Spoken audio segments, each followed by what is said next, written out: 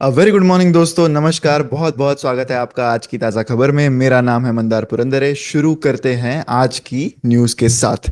Global news से शुरुआत करेंगे, जहां पर सबसे पहली न्यूज़ है जो ट्रंप ने कल कमेंट्स किए थे अबाउट इंडिया, राइट। तो ट्रंप ने ये कहा था कि वो नहीं चाहते कि एप्पल इंडिया में अपने प्रोडक्ट्स बिल्ड करे। ऐसी एक न्यूज़ सामने आई थी। ट्रंप करंटली गल्फ के टूर पर है एंड उन्होंने क्रिटिसाइज किया था एप्पल के सीईओ टिम कुक को कि वो इंडिया में क्यों अपना प्रोडक्शन एक्सपांड कर रहे हैं। उन्होंने अर्ज किया है उन्हें कि वो मैन्युफैक्चरिंग यूएस में करे। ट्रंप ने रेफरेंस दिया कि एप्पल $500 बिलियन इन्वेस्टमेंट अनाउंस की थी उन्होंने फरवरी में। बट उन्होंने ये कहा है कि उन्होंने टिम कुक से ये कहा है बेसिकली कि मैं नहीं चाहता कि आप इंडिया में चीज़ें बिल्ड करें। एप्पल प्लान कर रहा है कि 25% जो ग्लोबली आईफोन्स प्रोड्यूस होते हैं वो इंडिया में प्रोड्यूस हो, ताकि चाइना पर डिपेंडेंस कम हो जाए, जहां पर 90% फोन्स अब भी प्रोड्यूस किए जा रहे हैं। तो ट्रम्प ने एम्फोसाइज किया कि पास्ट में यूएस का जो टॉलरेंस रहा है ऑफ चाइना प्रोडक्शन, तो वो उस पर उन्होंने जोर डाल के बताया कि ये सारा प्रोडक्शन जो है अगर यूएस में किया जाए तो बेटर होगा। इससे यूएस का प्रोडक्शन इंक्रीज होगा। पर और स्पेसिफिक्स उन्होंने यहाँ पर बताया नहीं। ये कमेंट्स तब आ रहे हैं जब ट्रम्प का एक ब्रॉडर डिस्कशन चल रहा है of trade with India. Trump ने इंडिया को ऐसे भी लेबल किया कि it is one of the highest tariff Nations, इसलिए यहाँ पर प्रोडक्शन ना करे, ऐसे टिम कुक का कहना था। ओवरऑल मुझे लग रहा है कि ये एक काइंड ऑफ कह सकते हैं कि एक इनडायरेक्ट निशाना उनको लगाना था। बट इट सीम्स कि it's kind of a bluff situation दिख रही है मुझे, क्योंकि उन्होंने ये इंडिकेशन देने की कोशिश की है कि इंडिया रेडी है, जो यूएस के एक्सपोर्ट्स है उस पर कोई भी टैरिफ नहीं लगाएंगे। ऐसे भी उन्होंने एक इंडिकेशन यहाँ पर दिया। आई हाईली डाउट कि ऐसे कोई डिस्कशन उनके हुए हैं जहाँ पर इंडिया इज अग्रीइंग कि हम आपके इंपोर्ट्स पर कोई भी टैरिफ नहीं लगाएंगे। वो एक बस ब्लफ चाल खेलना चाहते हैं, ऐसा मुझे लगता है यहाँ पे। एंड जो रिसेंटली इंडिया और यूएस की अगर ट्रेड की बात करें तो अप्रैल में वो बात की थी ट्रंप ने कि वो 26% रेसिप्रोकल टैरिफ्स लगाएंगे इंडियन गुड्स पर, जो टेम्परेरीली जुलाई तक उन्होंने रिड्यूस करने की बात की है। एप्पल के की पार्टनर फॉक्सकॉन है, जिनको गवर्नमेंट का अप्रूवल मिला है to build semiconductor plant in India with HCL group. Apple ने for very long time China पर रिलाय किया था कि वो वहां से सारा प्रोडक्शन होगा। वियतनाम में उन्होंने डाइवर्सिफाई करने की कोशिश की उनके सप्लाई चेन को। बट अब वो इंडिया की तरफ देख रहे हैं फॉर अ सिग्निफिकेंट पोर्शन जो उनका प्रोडक्शन आईफोन्स का होगा। एक्सपर्ट्स का ये मानना है कि अगर एप्पल आईफोन का प्रोडक्शन यूएस में करती है तो उसका कॉस्ट लगभग 1500 टू $3,500 पर यूनिट हो जाएगा। ऐसे रेट्स पर, ऐसी कॉस्ट ऑफ प्रोडक्शन पर एप्पल जो है डेफिनेटली सस्टेन नहीं कर पाएगा उनके प्रोडक्ट्स को एक अफोर्डेबल रेंज पर रखने के लिए। तो आई थिंक कि उनका यूएस में प्रोडक्शन करना, I personally feel is out of question. तो अब जो ट्रम्प के कमेंट्स है उनका कोई मतलब है भी या नहीं है, वो अब तक क्लियर नहीं है, क्योंकि इससे पहले भी बहुत चीज़ों पर वो बहुत सारी बातें कर चुके हैं। एंड एक्चुअल में वो हुआ है नहीं हुआ है ये एक अलग अलग चीज़ है, राइट। जो अगली न्यूज़ है वो है अबाउट ऑयल प्राइजेस। तो ऑयल प्राइजेस कल गिरे जब ट्रम्प ने ये होप्स रेज की कि यूएस और ईरान की एक न्यूक्लियर डील हो जाएगी। तो जो ऑयल मार्केट है वो हमेशा डिमांड और सप्लाई पर फंक्शन करता है। जैसा मैं हमेशा न्यूज़ के वीडियो में कहता हूँ कि डिमांड और सप्लाई किस किस लेवल्स पर है उस पर ये डिपेंड करता है। अगर ये डील हो जाती है तो सप्लाई आने में ज़्यादा दिक्कत नहीं होगी। जब सप्लाई बढ़ जाएगा और डिमांड उतनी रहेगी तो क्लियर सी बात है कि ऑयल के प्राइसेस गिरते हैं। एंड इसी वजह से ऑयल के प्राइसेस, ब्रेंट क्रूड के जो फ्यूचर्स है वो 3.2% लोअर ट्रेड होते हुए दिखे कल। $64 पर बैरल तक ये पहुंच गए थे। तो प्रेसिडेंट ट्रम्प ने अपनी मिडिल ईस्ट की विजिट के दौरान ये कहा कि यूएस बहुत क्लोज है कि एक लॉन्ग टर्म डील ईरान के साथ करने के वो बहुत करीब आ चुके हैं। ईरानियन एडवाइजर ने यह कहा कि ईरान रेडी है कि एक न्यूक्लियर डील साइन करने के लिए वो रेडी है। अगर उन पर जो लगाए सैंक्शंस है यूएस के द्वारा वो अगर लिफ्ट किए जाए तो वो रेडी है उस चीज को करने के लिए। ओपेक ने रिसेंटली अपना आउटपुट इंक्रीज किया था। उन्होंने ऐड किए थे 4,11,000 barrels per day. OPEC plus जो कार्टेल ऑफ कंट्रीज है जो ऑयल का प्रोडक्शन कंट्रोल करते हैं, तो ओपेक ही डिसाइड करता है कि कितना प्रोडक्शन करना है, कितना कब प्रोडक्शन पॉज करना है, ताकि ऑयल के प्राइसेस की स्टेबिलिटी मेंटेन हो सके। ईरान की इकोनॉमी काफी सफर हुई है जब से यूएस ने 2015 का न्यूक्लियर डील एग्जिट किया इन 2018।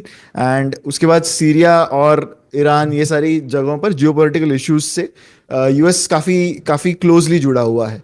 तो अब देखना है कि क्या ये डील एक्चुअली आगे जाती है यूएस और ईरान की, और अगर ये जाती है तो हो सकता है ऑयल के प्राइसेस थोड़े और भी यहाँ पर गिर जाएं।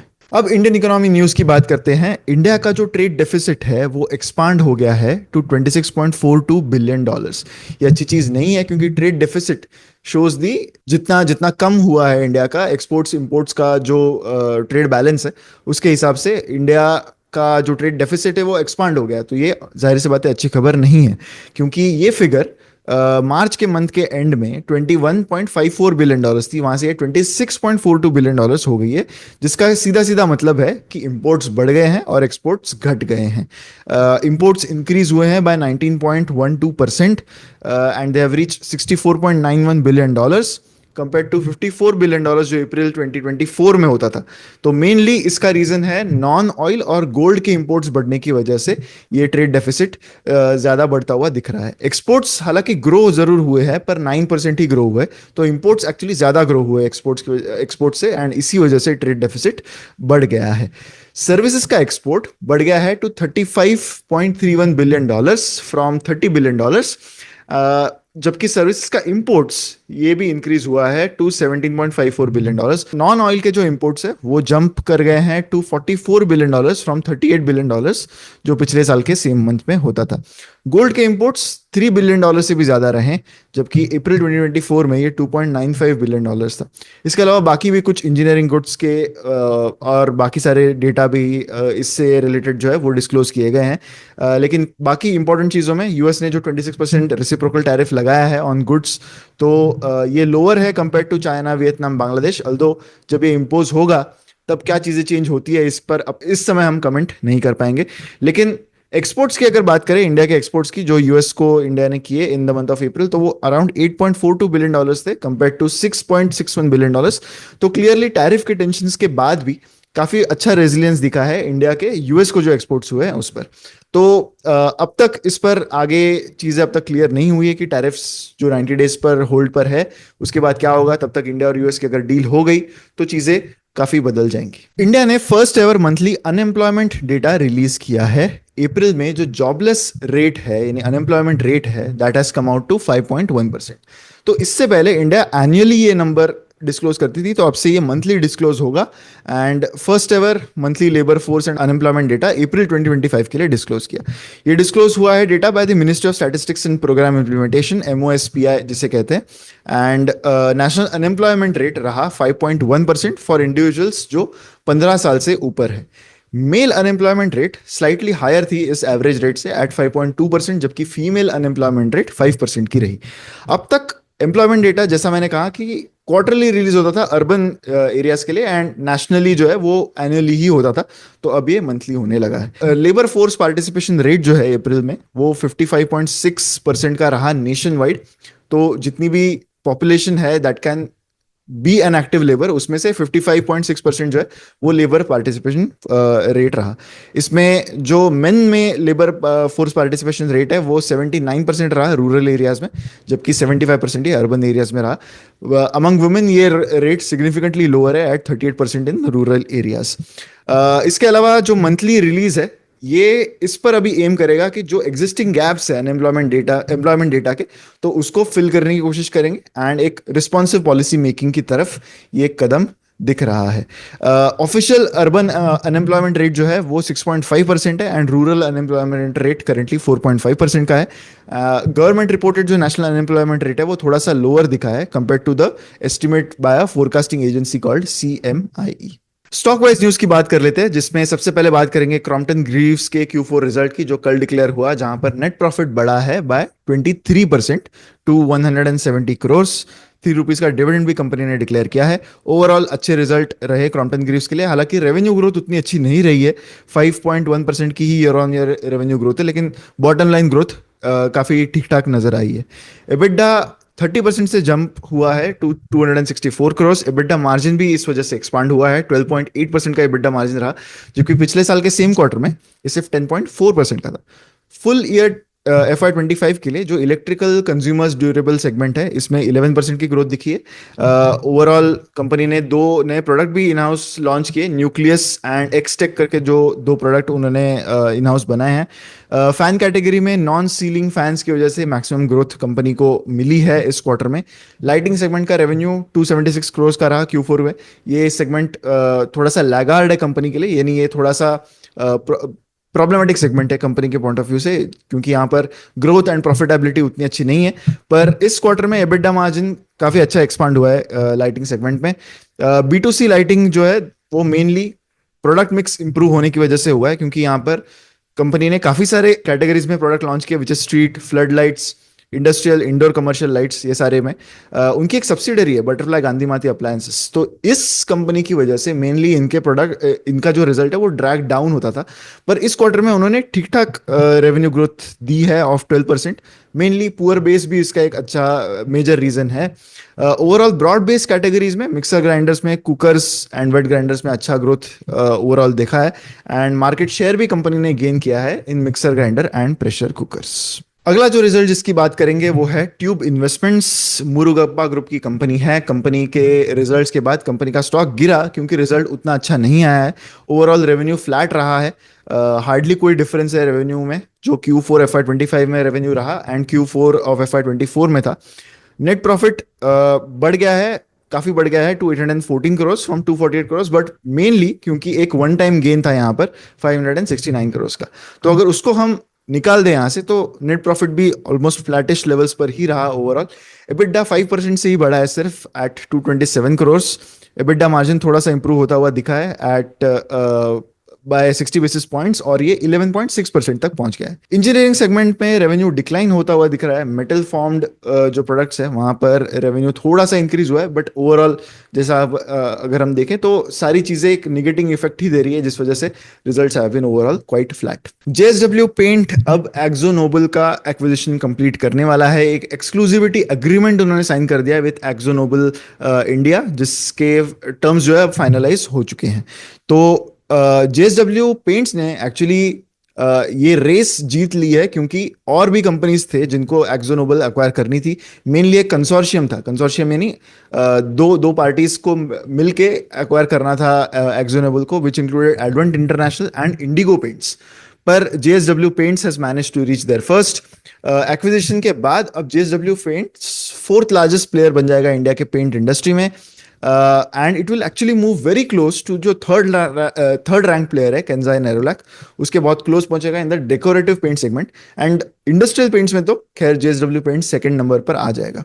इस डील के बाद JSW पेंट्स अब ऑलमोस्ट 10,000 करोड़ इन रेवेन्यू के आसपास पहुंचने लगेंगे, जिससे हो सकता है कि आगे चलकर वो जल्दी ही अपना IPO भी लाए। डेकोरेटिव पेंट्स 75% रिप्रेजेंट करता है इंडिया के पेंट डिमांड का, which is driven by repainting and new construction. Asian Paints अभी भी सबसे बड़ा प्लेयर है यहाँ पर, leads the decorative segment followed by Berger and Kansai Nerolac.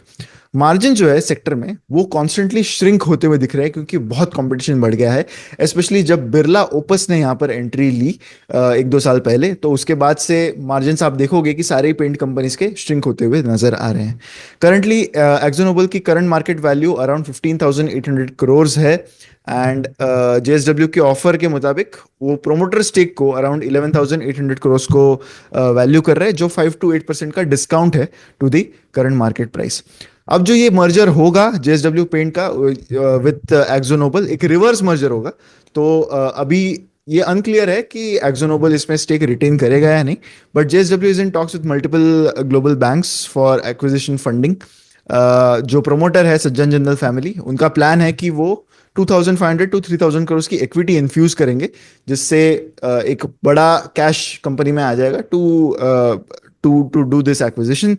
Birla Opus की अगर हम बात करें तो रिसेंटली 3-4% का मार्केट शेयर गेन किया है कंपनी ने, क्योंकि एग्रेसिवली वो पेंट इंडस्ट्री में जा रहे हैं। मार्जिन्स जो डिस्ट्रीब्यूटर एंड पर मार्जिन जो होते हैं वहां पर एक कट थ्रोट कंपटीशन करंटली चलता हुआ दिख रहा है। केन्स टेक्नोलॉजीज ने भी लेट कल रात को अपने रिजल्ट्स अनाउंस किए।